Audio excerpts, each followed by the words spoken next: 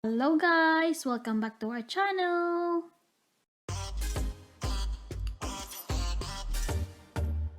Magluluto po tayo ngayon ng beef burger caldereta. Ito po yung mga sangkap, olives. Pwede po kayong gumamit ng green peas kung wala kayong magagamit na olives. Bell pepper, onions, garlic, tomato sauce. Gumamit ako dito yung nasa lata, yung tin of tomatoes. Liver pate, tomato puree,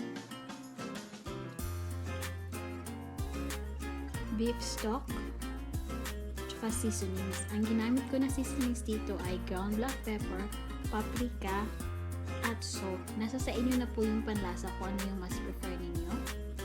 At syempre po, yung burger patty natin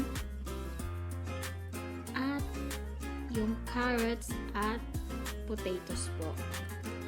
Tara, luto na po tayo. Ang una po natin gawin is ipiprito lang natin yung burger patty bawat side hanggang sa mag-brown siya. Pag naluto na po, pag nag-brown na, iti-set aside lang po natin po. Saute the onions.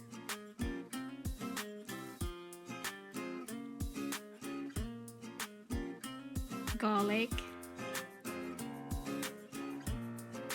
potatoes and carrots, bell pepper,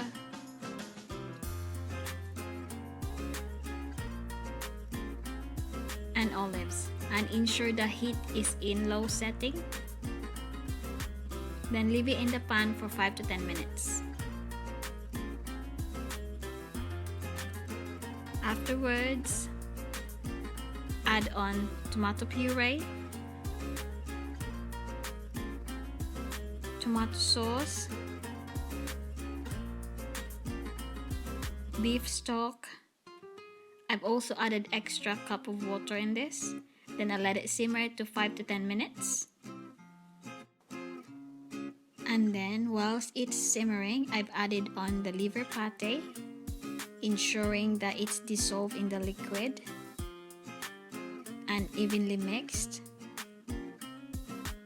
Then I've added on our beef burger pate that we have set aside earlier on.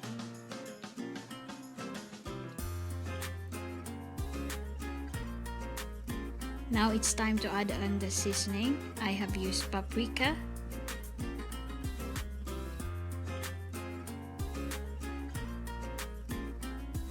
ground black pepper,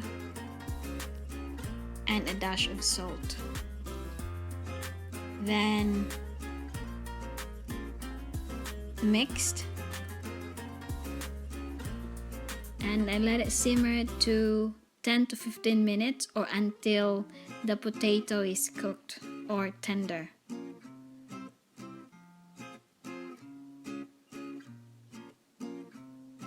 Ensuring that yung setting po ng apoy is naka-low heat lang siya para hindi po siya masunog.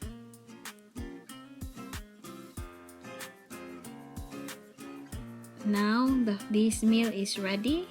As you can see, it's tender now. My fork can get through.